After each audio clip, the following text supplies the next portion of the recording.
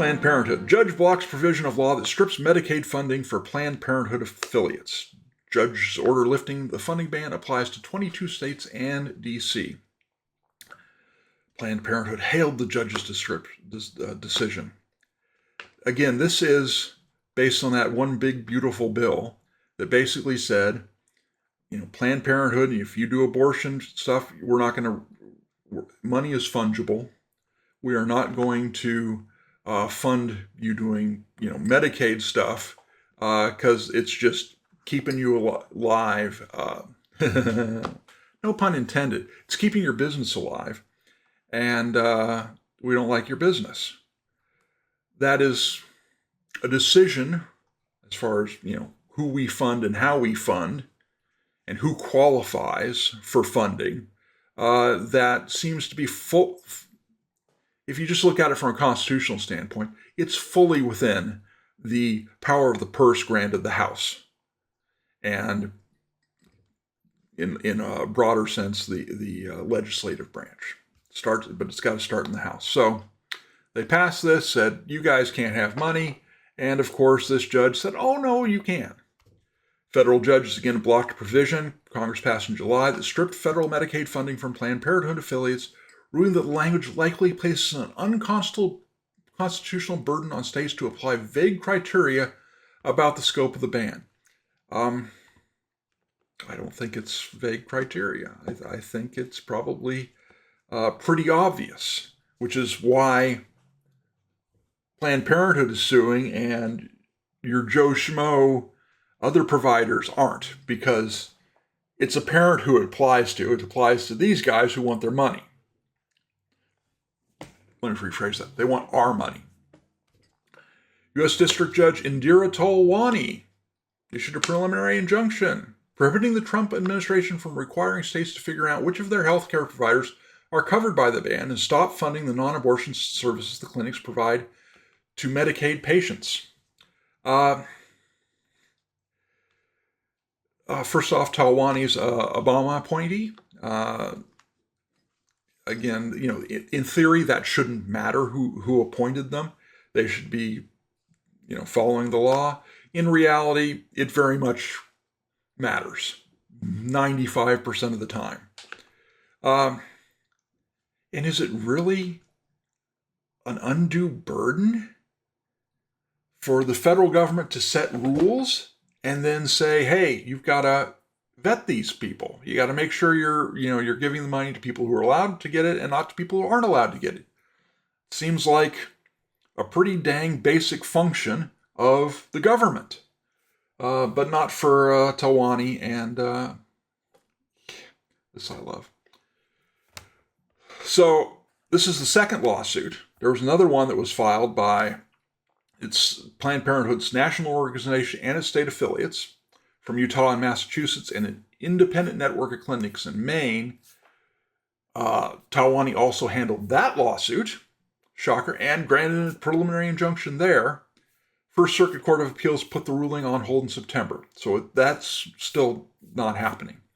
But Talwani included the lawsuit, concluding that it amounted to an unconstitutional bill of attainder against Planned Parenthood. A bill of attainder. I know those are banned, but what's a bill of attainder? A law that sentences a person or group of people to suffer punishment for a crime without being able to exercise their judicial rights in defending themselves. Crime?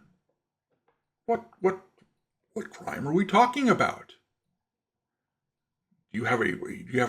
Is not getting federal money punishment for a crime?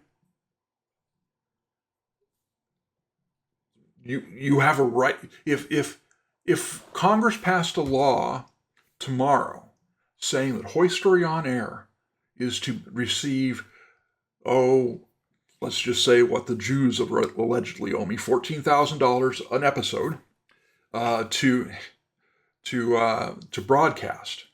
And then the Democrats won in 2026 and stripped that funding. So let's say it was set to go in perpetuity or for 10 years or for 20 years or whatever.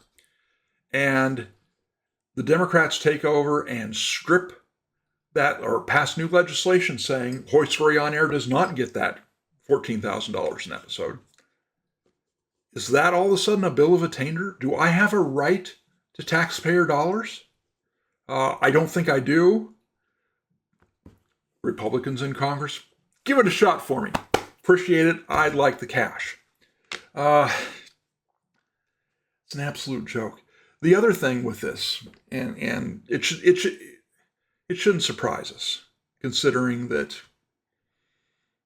what the judge has done previously. But when you have a situation like this where money's going to go out, or you're saying money needs to keep on going out, you have to sit there and say, well, if we lose, how do we get the money back?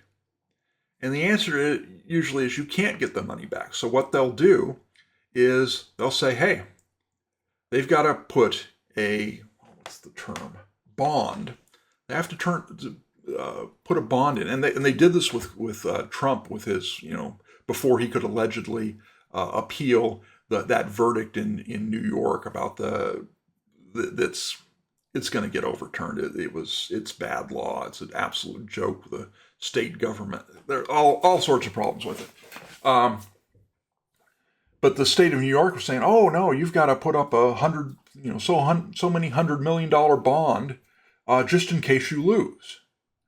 And that was, if it stands, he's going to have to do that money anyways. But the requirement of a bond before you can appeal is a joke. But it's similar sort of things happening here. But it's more important because money is going to be going out.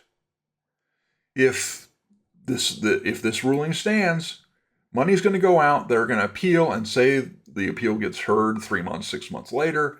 There are millions of dollars that are going to go to Planned Parenthood that this judge allowed that is not legal. That's what higher courts are going to say. And so if that's the case, okay, yes, you can get the money now, but you put up this bond just in case we need to claw it back. And they put the bond amount at $7.2 million annually, or $600,000 a month, which reflects a conservative estimate of $800,000 in annual federal expenditures for each entity the plaintiff states identify as likely to meet the definition of a prohibited entity. And the judge says, the last sentence, the court thus finds that where injunctive relief will not cause monetary harm to defense, only a nominal bond of hundreds need to be posted. So they put up $100 in case you need to claw it back. And the logic around that is the Medicaid program's still going to have to spend this money. It's just, the people will get money, the people will get the treatment, but it will not go through Planned Parenthood. So because of that, the money is going to be spent anyways. Again, money is fungible, right? So if you're going to spend it anyways, you might as well spend it at Planned Parenthood. That's the logic. She's not staying her ruling until it's appealed. She on her own. She's going to say, no, that's on the right. She's going to stay it for 7 days so that they can appeal, and it's going to put the onus on the appeals court to put a halt to this.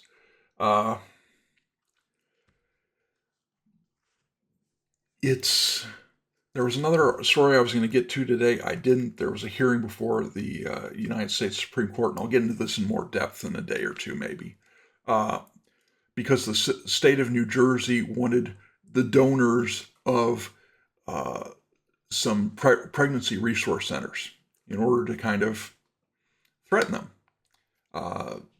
and cut their funding and all this other sort of stuff. And that was heard before the Supreme Court. It's very similar to a case that occurred a few years ago, same sort of thing, but in California. This one's in New Jersey. In California with pregnancy resource centers, and the Supreme Court smacked that one down. I suspect they'll smack this one down, but I bring that up to make the point that a lot of pro-choice people aren't pro-choice, they're pro-abortion.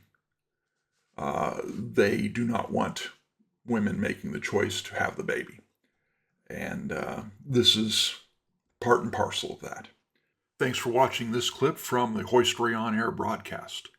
I encourage you to follow me on Substack, Twitter, Facebook, and YouTube. I want to thank you for your support, and please feel free to watch another video or 2 or 3.